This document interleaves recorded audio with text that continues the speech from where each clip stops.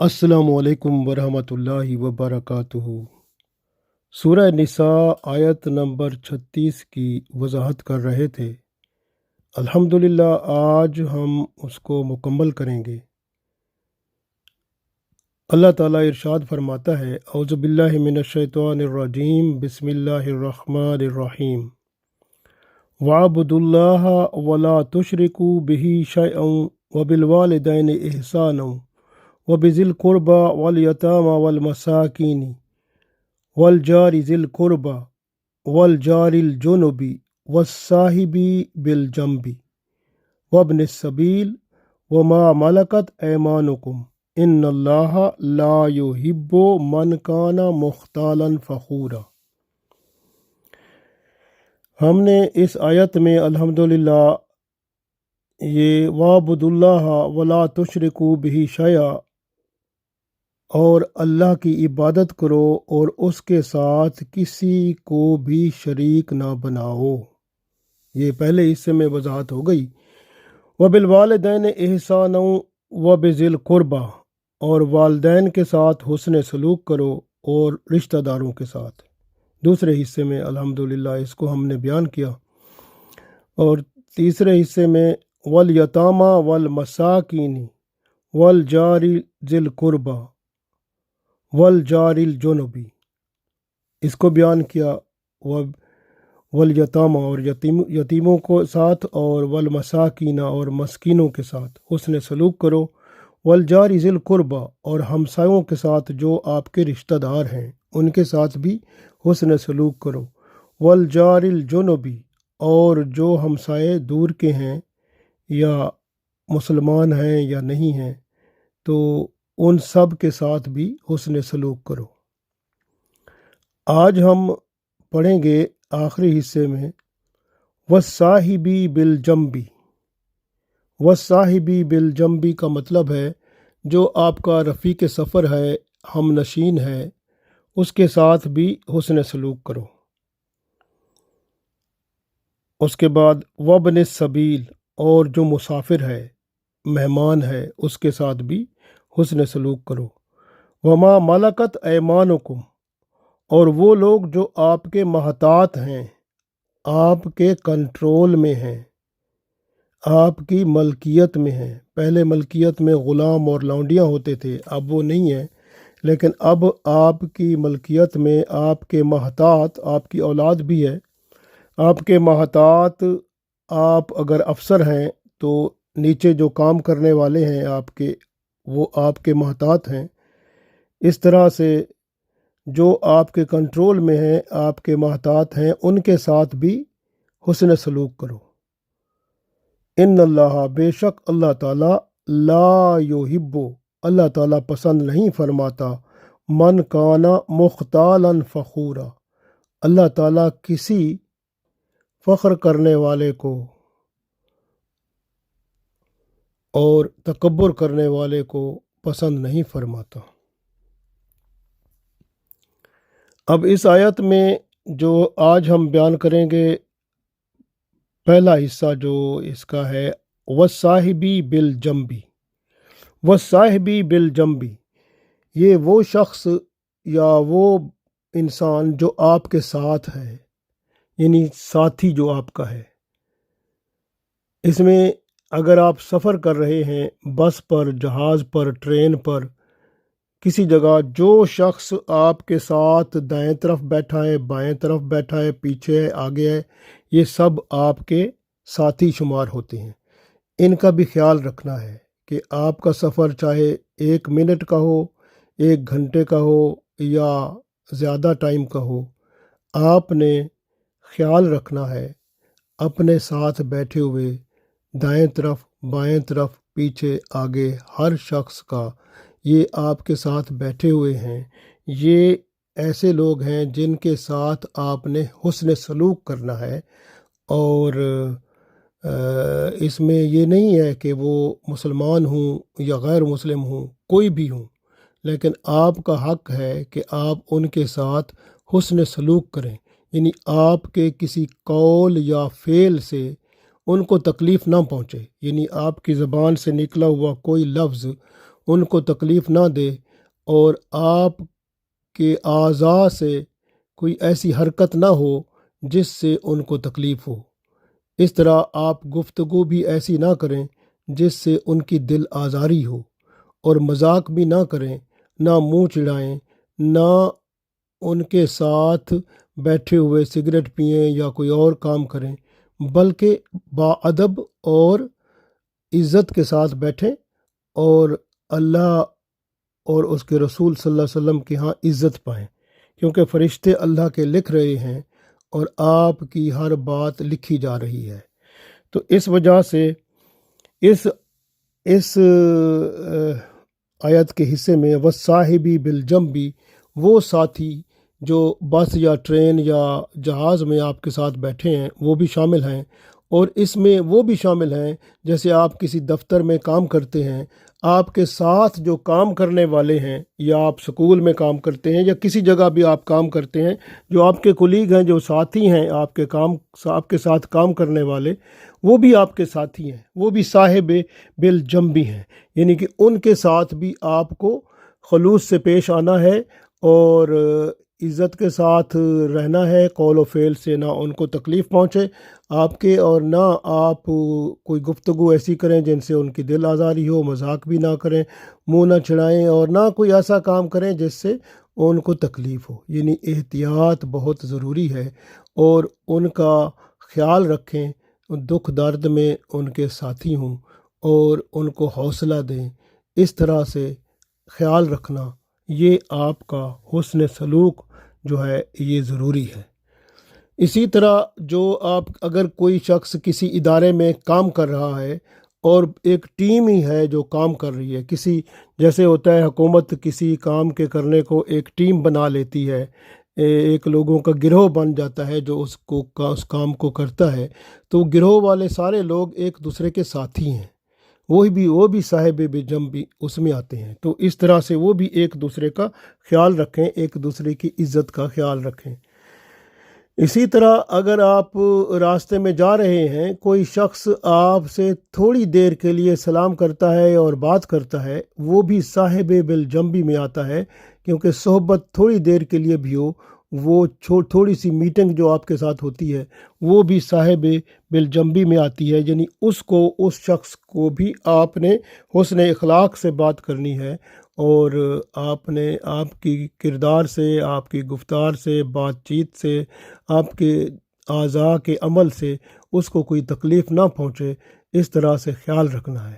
اسی طرح سے اگر کوئی مزدور مزدوری کرتے ہیں، اور کسی طرح کی مزدوری بھی ہو، اور ان کے ساتھ دوسرے مزدور جو کام کرتے ہیں وہ بھی ان کے لیے ساتھی ہیں اور صاحب بالجنب اس میں ہیں، یعنی اس طرح سے ان کا بھی خیال رکھنا ضروری ہے۔ اور اس طرح سے صاحب بالجنب میں جو ساتھی ہم نشین ہے، اس میں آپ کی بیوی بھی شامل ہے، بیوی بھی ساتھی ہوتی ہے، رفیق سفر ہوتی ہے، تو اس کا بھی خیال رکھنا، حسن سلوک سے پیش آنا، یہ بھی شامل ہے کہ آپ کے قول و فعل سے اس کو کوئی تکلیف نہ پہنچے، اور گفتگو ایسی کریں جو اس سے اس کی دل آزاری نہ ہو، اور ایسا مذاق نہ کریں جو اس کو دل کو تکلیف پہنچائے،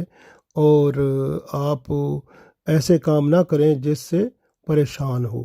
تو اس طرح سے آپ کو خیال رکھنا بہت ضروری ہے۔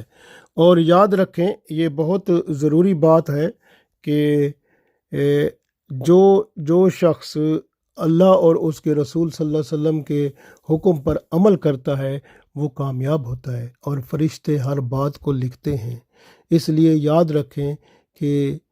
یہ جو بھی صاحب بالجنب میں جو بندے آئے ہیں، یہ ساتھی جو ہیں، یہ اس میں قید نہیں ہے کہ وہ مسلمان ہوں، بلکہ کوئی بھی ہو، کسی مذہب سے تعلق رکھتا ہو یا رکھتی ہو، تو آپ نے سب کے ساتھ حسن سلوک سے پیش آنا ہے، اور اپنے ایمان کو، اپنے اسلام کو قائم رکھنا ہے، اور آپ کا اسلام، آپ کا ایمان، آپ کے اعمال، آپ کا کردار اس کے ساتھ اچھا ہوگا، ہو سکتا ہے یہی کردار اس کو اسلام میں لے آئے، تو یہ بھی آپ کو خیال رکھنا ہے۔ تو اس وجہ سے صاحب بالجنب جو ہے، اس کے اندر سارے یہ لوگ آتے ہیں، میں نے عرض کیا ہے، تو سب کے ساتھ حسن سلوک کے ساتھ پیش آئیں، اور یعنی دینی دنیاوی امور میں مدد کریں، اگر کوئی مشورہ لیتا ہے اچھا مشورہ دیں، خیر خواہی کریں، تنگی ہے کسی کو تو اس کی آسانی سے اس کو بدل دیں، اور خوشی ہے تو مبارکباد دیں، اور غمی کی بات ہے تو حوصلہ بڑھائیں، اور اس طرح سے خود جو پسند کریں ان کے لیے بھی وہی بات پسند کریں۔ تو اس طرح سے یہ خیال رکھنا ہے صاحب بالجنب، یہ والی بات ہو گئی۔ اس کے بعد آگے اللہ تعالیٰ ارشاد فرماتا ہے وابن السبیل۔ وابن السبیل کہتے ہیں مسافر کو۔ مسافر جو وطن سے دور ہوتا ہے تو سب مسلمانوں کا حق ہوتا ہے کہ اس کے ساتھ انس سے پیش آئیں، محبت سے پیش آئیں، اس کی عزت احترام کریں، اور اگر اس کو ضرورت ہے ضرورت پوری کریں، اگر اس کو بھوکا ہے تو کھانا کھلائیں، اگر وہ اس کے پاس پیسوں کی کمی ہو گئی ہے تو آپ مدد کریں اس کی۔ اور اسی طرح سے بعض اوقات ایسا ہوتا ہے مسافر ہوتا ہے، راستے میں جیب کٹ جاتی ہے یا کچھ ایسی تکلیف ہو جاتی ہے یا کوئی معاملہ ایسے ہو جاتا ہے یا بیمار ہو جاتا ہے راستے میں، تو آپ کا حق بنتا ہے مسلمانوں کا کہ اس مسافر کا خیال رکھیں۔ اس کی بیماری ہے تو اس کے پاس خرچہ نہیں ہے تو خرچہ دیں، اس مسافر کا خیال رکھیں، اکٹھا کر کے آپ پیسے جو ہے اگر آپ کے پاس نہیں ہے تو 2-4 بندے مل کے چندہ کر کے اس کی بیماری کا علاج کرائیں اور اس کے اوپر خرچ کریں۔ اور اسی طرح سے وہ شخص جو مسافر ہے یعنی اس کو وہ ان کا شکریہ ادا کرے، کیونکہ وہ ان کو خدمت جو کرتا ہے اللہ تعالیٰ یہ چاہتا ہے کہ انسان بھی ان کا شکریہ ادا کرے اور پھر اللہ کا شکر ادا کریں کہ اللہ تعالیٰ نے ایک مسافر کا حق ادا کرا کے ہم سے اللہ تعالیٰ نے یہ کام لیا، اللہ کا بہت شکر ہے۔ یعنی اگر آپ سے یہ کام ہوتا ہے کہ آپ کسی مسافر کی خدمت کرتے ہیں تو اس کی دکھ درد میں اس کا ساتھی بنتے ہیں، اس کی مدد کرتے ہیں، اور تو آپ اللہ کا شکر ادا کریں کہ اللہ نے آپ کو موقع دیا کہ آپ نے مسافر کی خیر تواضع کی، خیر خواہی کی، اور اس کی تنگی کو آسانی سے بدل دیا، اس کے غم میں خوشی کا ماحول پیدا کر دیا، اور آپ نے اس کے لیے وہی کچھ کیا جو اپنے لیے پسند کرتے ہیں۔ اسی طرح سے اس وابن السبیل میں مہمان بھی آتے ہیں، کیونکہ مہمان بھی مسافر کی طرح ہوتے ہیں، آئے پھر چلے جاتے ہیں، اس لیے مہمان جو ہے اس کی خدمت کرنا بھی بہت ضروری ہے، مہمان کا خیال رکھنا بھی بہت ضروری ہے۔ رسول اللہ صلی اللہ علیہ وسلم فرماتے ہیں جو اللہ اور روز آخرت پر ایمان رکھتا ہے اسے اپنے مہمان کی خاطر تواضع ضرور کرنی چاہیے، اس لیے کہ ایمان کا تقاضا ہے کہ بندہ مہمان نوازی کرے۔ حضرت ابراہیم علیہ السلام کھانا کھاتے ہی نہیں تھے جب تک مہمان نہیں آتا تھا، تو یہ مہمان نوازی کرنا پیغمبروں کی سنت ہے، تو اس کی بڑی شان ہے۔ تو اس لیے راہ چلتا اگر کوئی شخص ضرورت پر آپ کے پاس آ جاتا ہے تو وہ بھی وابن السبیل ہے، جس طرح مسافر ہے، مہمان ہے، اسی طرح راہ چلتا ہوا کوئی بندہ ہے اور اس کو کوئی ضرورت پڑ گئی ہے اور اس کے پاس کچھ نہیں ہے، آپ کے پاس آ گیا ہے، آپ کے پاس اللہ نے دیا ہے تو آپ اس کی مدد کر دیں، تو یہ بہت ضروری بات ہے۔ اس لیے جو ہے نا آپ کو یہ اللہ تعالیٰ نے یہ تلقین فرمائی ہے تاکہ یہ باتیں چھوٹی چھوٹی نیکیاں بھی ہوتی ہیں، بعض اوقات بڑی بن جاتی ہیں، اور بعض اوقات بندے کے پاس کچھ بھی نہیں ہوتا اور یہی نیکیاں جو ہیں اس کے لیے پھر جنت میں جانے کا سبب بنتی ہیں۔ تو اس لیے دنیا کو آپ آخرت کے لیے سامنے رکھیں کہ دنیا میں جو نیک عمل کریں گے آخرت میں جو نہ ختم ہونے والی زندگی ہے وہ اس میں آپ کے کام آئے گا۔ اس لیے آپ دیکھیں کہ ترمذی شریف میں ایک حدیث ہے، حضرت جابر رضی اللہ تعالیٰ عنہ راوی ہیں کہ رسول اللہ صلی اللہ علیہ وسلم نے ارشاد فرمایا 3 باتیں ہیں جن کے اندر تینوں ہوں گی اللہ تعالیٰ اس کی موت کو آسان کر دے گا اور اسے جنت میں داخل فرمائے گا۔ پہلی بات کمزور سے نرمی کرنا، یعنی جو کمزور شخص ہے اس سے نرمی سے بات کریں، اس کی خدمت کریں۔ دوسرا ماں باپ سے شفقت سے پیش آنا، یعنی ماں باپ پر شفقت کرنا، ان کی ضروریات پوری کرنا، ان کی فرما برداری کرنا۔ تیسری بات جو نوکر ہیں ان سے اچھا سلوک کرنا۔ یہ 3 باتیں جس بندے میں ہوں گی، کون سی 3 باتیں؟ یعنی کمزوروں سے نرمی کرنا، ماں باپ پر شفقت کرنا اور نوکروں سے اچھا سلوک کرنا۔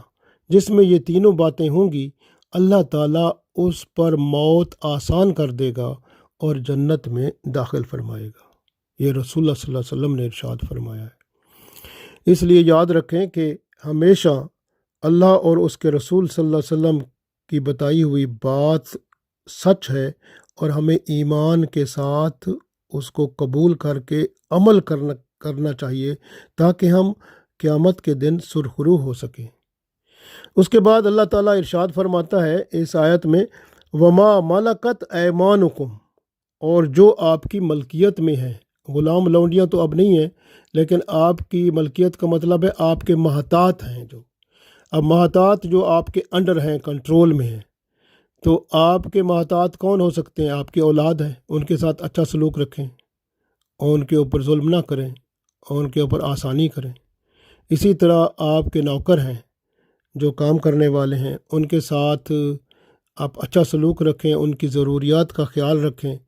ان پر ان کی طاقت سے زیادہ بوجھ نہ ڈالیں، بوجھ اٹھانے میں ان کی مدد کریں، ان کی بھلائی کو ہر وقت مد نظر رکھیں۔ یہ بہت اہم ہے۔ اس لیے یاد رکھیں کہ مسلم شریف میں حدیث ہے، حضرت عبداللہ بن عمر رضی اللہ تعالیٰ عنہ راوی ہیں کہ رسول اللہ صلی اللہ علیہ وسلم نے ارشاد فرمایا کہ آدمی کے گناہ میں مبتلا ہونے کے لیے اتنا کافی ہے کہ وہ اپنے محتاط کا کھانا روک لے۔ یعنی کھانے سے مراد ہے کہ اب اگر اس کو تنخواہ دینی ہے تو وقت پر نہ دے، تو پھر صاف ظاہر ہے اس کے گھر میں کھانے کا مسئلہ بن جائے گا، وہ ادھار لینے پہ جائے گا کہیں پہ، یا کوئی نہیں دے گا تو گھر میں کھانا نہیں پکے گا، کیونکہ تازہ مزدور ہوتے ہیں لوگ اکثر، تو نوکر جو ہوتے ہیں۔ تو اس لیے رسول اللہ صلی اللہ علیہ وسلم نے ارشاد فرمایا، آدمی کے گناہ میں مبتلا ہونے کے لیے اتنا کافی ہے کہ وہ اپنے محتاط کا کھانا روک لے۔ یعنی آپ کو چاہیے کہ تنخواہ اس کو وقت پر دیں اور پوری دیں، اور جتنا کام کیا ہے اتنی اس کو تنخواہ وقت پر دیں، اور تاکہ اس کے گھر میں کوئی معاملہ ایسا نہ ہو جس سے اس کو شرمندگی ہو، اور آپ کے لیے فرشتے اللہ کے وہ دنیا سے رخصتی پر قبر سے ہی آپ کو تکلیف دینا شروع کر دیں۔ ایسا کام نہ کریں، بلکہ آپ کو چاہیے کہ آپ اپنے محتاط کا خیال رکھیں جس طرح آپ اپنا خیال رکھتے ہیں۔ حضرت عبداللہ بن عمر رضی اللہ تعالیٰ عنہ ارشاد فرماتے ہیں، ترمذی شریف میں حدیث ہے کہ رسول اللہ صلی اللہ علیہ وآلہ وسلم سے ایک شخص نے عرض کیا کہ ہم اپنے خادموں کو دن میں کتنی بار معاف کریں؟ رسول اللہ صلی اللہ علیہ وسلم خاموش رہے۔ اس شخص نے 3 بار یہ جملہ دہرایا۔ تب رسول اللہ صلی اللہ علیہ وسلم نے ارشاد فرمایا کہ اپنے خادموں کو، یعنی اپنے نوکروں کو دن میں 70 بار معاف کیا کرو۔ ترمذی شریف میں حدیث موجود ہے، 70 بار۔ آپ دیکھیں نا، اگر کوئی آپ کا نوکر ہو اور 2-3 دفعہ کوئی کچھ کام غلط کرتا ہے، تو 4تھی 5ویں دفعہ اگر کرتا ہے تو آپ اس کو نکال دیں گے، لیکن آپ صلی اللہ علیہ وسلم فرماتے ہیں 70 بار اس کو معاف کرو۔ تو پھر اللہ کے رسول صلی اللہ علیہ وسلم کی بات اہم ہے یا آپ کی؟ تو آپ نوکر کو موقع دیں، وہ غلطی کرتا ہے، بار بار غلطی کرتا ہے، تو اس کو 70 بار معاف کرنے کا کتنا مطلب ہے کہ بار بار معاف کریں، اور اس کو سمجھائیں، ٹریننگ دیں، اس کو بتائیں کہ آپ کیا چاہتے ہیں، اور جو ہے اصل جو بات ہے یعنی جس کے لیے اس کو رکھا ہے آپ نے کام کے لیے، اس کو کام سمجھائیں، کام کی نوعیت سمجھائیں، جو کام لینا ہے کس طرح کرنا ہے، سب کچھ سمجھائیں، ٹریننگ دیں۔ اس کے بعد اس سے آپ بات کر سکتے ہیں کہ بھئی آپ کو تو یہ بتایا تھا تو آپ ایسا نہیں کر رہے، تو آپ ذرا خیال رکھو، اس کو اگر کوئی غلطی اگر ہوتی ہے تو اس کو سمجھا دو دوبارہ کہ آپ اس کو ایسے کرنا ہے، ایسے نہیں کرنا۔ تو اس طرح سے بار بار اس کو سمجھاتے رہیں، تو اس طرح سے کام کرنا اچھا ہوتا ہے۔ اور اس میں شریعت میں ہے، بار بار آپ مختلف حدیثوں سے آپ دیکھ سکتے ہیں کہ حکم ہوتا ہے کہ آپ جو نوکر اور خادم ہوتے ہیں ان کی طاقت سے زیادہ ان سے کام نہ لیں اور ان سے حسن سلوک رکھیں اور تنخواہ ان کو وقت پر ادا کریں، دیر نہ کریں، بخل نہ کریں۔ بخل کا مطلب ہوتا ہے کنجوس نہ بنیں، تنخواہ دیں اس کو، بعض اوقات ان کو تنخواہ کے ساتھ کچھ اضافی تحفہ بھی دیں تاکہ ان کے دل میں آپ کی محبت پیدا ہو اور کام کرنے کی اور جستجو پیدا ہو۔ ان کے حقوق کا خیال رکھیں کیونکہ قیامت کے دن اللہ تعالیٰ سے اللہ تعالیٰ نے یہ سب پوچھنا ہے، تو پھر آپ کیا جواب دیں گے؟ اس لیے یہ خیال رکھنا بہت ضروری ہے۔ جس کے پاس کوئی کام کرتے ہیں، ماتحت ہیں، ان کو یعنی اس کو چاہیے کہ ان کے ساتھ اچھا سلوک رکھے اور ان کا خیال رکھے، جو خود پسند کرے ان کے لیے وہی پسند کرے، اور ان کی ضروریات کا، ان کے لوازمات کا، ان سب کا خیال رکھے کہ اگر ان کو آپ نے جس جگہ کام کے لیے بلایا ہے وہاں کام کرنے کے لیے جو ماحول چاہیے، جو ضروریات چاہیے، وہ اس کو وہ موجود کر کے دے تاکہ اس کو کوئی تکلیف نہ ہو، اس کی صحت کو بھی تو تکلیف نہ ہو، اس کا ذہنی، جسمانی اور روحانی طور پر وہ ہر طرح سے بندہ صحیح سلامت قائم و دائم رہے اور کام کر کے آپ کو بھی خوش رکھے اور اللہ کو بھی خوش رکھے، دین اور دنیا دونوں میں کامیاب ہو جائے۔ آپ کو اس کا بہت زیادہ اجر ملے گا، اس لیے وقت پر تنخواہ دیں اور دیر نہ کریں۔ حدیث شریف میں آتا ہے کہ وہ شخص جس کے پاس کوئی کام کرنے والے ہوتے ہیں تو اس کو چاہیے کہ وہ پسینہ اس کا خشک ہونے سے پہلے اس کی اجرت، اس کی مزدوری اس کو ادا کر دے۔ تو یہ کتنی بڑی بات ہے۔ اگر ایسا کر لیں تو پھر معاشرے میں آسانی ہوگی اور پرابلم نہیں ہوگا اور ٹھیک رہے گا سب کچھ۔ اور اسی طرح سے اللہ تعالیٰ ارشاد فرماتا ہے اگلی آیت میں، اگلے حصے میں، ان اللہ،